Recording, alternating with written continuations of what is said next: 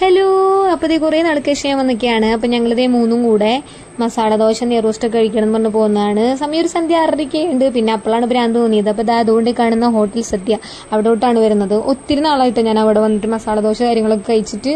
അപ്പോൾ എനിക്ക് നല്ല ഉറക്കം വരുന്നുണ്ട്, പക്ഷെ നല്ല വിശപ്പുണ്ട്. പിന്നെ എന്താ ഭയങ്കര കാറിങ് എന്നൊക്കെ പറയൂലേ, ആ സാധനം വന്നായിരുന്നു. അതുകൊണ്ട് കഴിക്കാൻ വേണ്ടി വന്നതാണ്.